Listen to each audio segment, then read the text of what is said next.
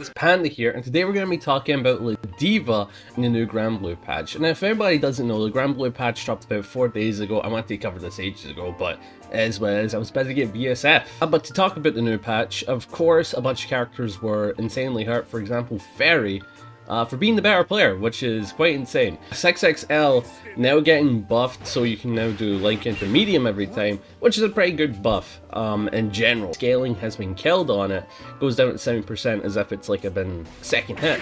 But the plus side about this is that it means that zoners will be getting massive amounts of damage out of 6XL, and someone like Ladiva, who already does a lot of damage, won't really see much of a drop off. To start us off, we're going to talk about Lariat. Yes, that's right, Lariat got buffed, and it does make it a better neutral tool, surprisingly. Like Lariat, now it comes out in 16 frames, meaning this is harder to dodge now. It's in the realms of unreactability. You can't react duck to it anymore or react spot dodge. This is really good because one of the problems Ladiva had is that all of our neutral tools were react spot dodgeable. It still has the frame advantage. It was nerfed a little, we went down to -3. However, the fact that you still have frame advantage is very good. You're allowed to do your strike throw game. And yeah, it's a lot better in the corner as well because the knockdown now keeps the opponent closer. Can't really use it mid-screen, but in the corner as a combo ender or some type of neutral callout, it's a good shout. I think I will say medium did get a buff, that way it comes out faster, but at the end of the day it still comes out in 30 frames, so this is still a trash option. I'm gonna be so real with you. Medium Lariat is still a trash option. Nobody's gonna use it, and if you use it and get away with it, you're a psycho, but I appreciate it. Now, Ultimate Lariat became faster. I believe it's still reactable with the slowdown, so at the end of the day, I don't think it's that much better, but still +5, and it now gives you more consistent combos if the second hit lands. I think that's really good, but at the end of the day, Alt Lariat is still a gambit. Now this is a fun one, Dash H. I really like this buff because I complained about this in my previous video, which was Dash H had absolutely no use. A massive deal because I complained about this. I'm like, this has no reward on hit, has no reward on counter hit. What's the point of using it? And now it feels like the developers actually wanted to make the move usable. Crazy, right? Using it as a counter hit poke with a lot of reach and the opponent can't duck it. You have to spot dodge or something like that. So that's something I really like. I think it still doesn't have uses on normal hit or on block even, but at the end of the day, the fact that they made it a counter hit launcher in the corner or just a combo launcher useful, because it didn't even have that. It wasn't even a combo tool. So I'm very happy with this change. Genuinely something that I complained about, and it got changed. Alright, up next we're going to be getting into the juicier buffs. The next buff we have to talk about is the headbutts. These were changed to be more consistent in pressure. Medium now gives you a combo and aerial hit, so if the opponent tries to jump out and you medium headbutt, you're going to get them. You're actually going to get a combo star. The other thing is, instead of headbutts deleting projectiles now, they now tank projectiles, and I think that's to make it more consistent. That way you aren't trying to time your headbutt with deleting a projectile, you're just trying to time your headbutt to deal with it. Which I think that's a lot better at the end of the day and plays more into the character's gusto. However, one nerf, or you could consider it just a different thing, H headbutt now will bounce the opponent no matter what, meaning your combo routes are going to have to change. It's no longer a headbutt into medium string into your lariat. It's now based solely upon doing headbutts later on in the combo, and headbutts are going to be used as more of a pressure tool from what I'm seeing here. And the other thing is, H headbutts did become more unsafe the more you use it. Made it go from +2 to -2 to -4, which is a big deal, It means that it's very challengeable. Your opponent can take back their turn, they could go for strike throw. It's a rough situation, but I see why they did this. The main thing I do like is that light headbutt now leaves the opponent closer on normal hit, allowing for reset opportunities. What Ladiva definitely need was more reset opportunities. Ultimate headbutts now tank supers. I don't know what situations you want to do meaty headbutt or you want to do headbutt to beat a projectile super, but you know what? Pop off, queen. Go crazy. Go crazy. Up next, we're going to be getting into the juicy buffs, and I think we have to start with the crossover.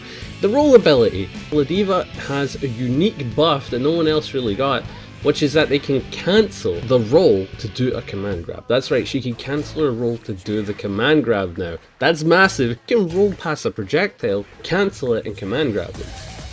That's huge. That's actually huge. Now let's get into it. These are the juicier buffs as well. Command grab. As we know, the SPD, they've all been buffed. Every single one of them has been buffed, and they all give much better Oki. allows you to safe pressure, and if your opponent spot dodges, react throw. Interesting thing, and I think this is the best buff, is that medium and H SPD got screen carry. That's right, if you grab somebody with the medium and H version of your SPD, you will now take them to the corner from mid screen. You'll now take them to mid screen from the corner. And this is huge. This is absolutely massive into the corner and take full advantage. But now you can do this off of throw.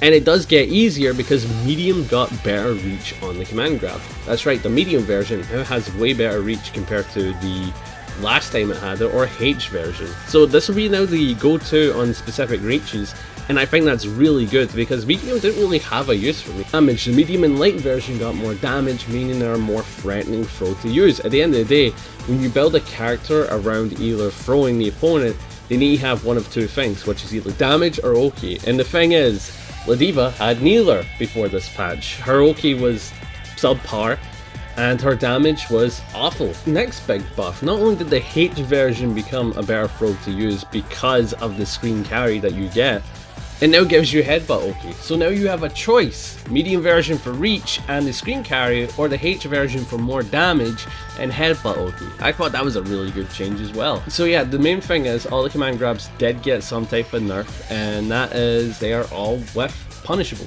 They're way easier with punish. It went from -47 to -55, which is nothing to scoff at. That really gives your opponent almost a whole second to punish the command grab. The light version had its reach slightly reduced. I can't really see it, I was messing about with it, but it feels like medium and light are on par with their reach a little bit. All the other anti-air command grabs got the same buffs, except one buff that they did get, which is the light now comes out faster at 4 frames, and the medium comes out at 7 frames. Again, the light and medium anti-air versions of the command grabs do the exact same thing of the grounded ones, where they give you amazing Oki and more damage. So I want you to keep that in mind. Anti-air versions, the exact same buffs. But there's now one massive change that I didn't talk about with the H throw, and I think you guys will really like this, which is if you do H throw, it does a lot of damage, sure, and it gives you a lot of screen carry, but at the end of the day, you're a grappler, right?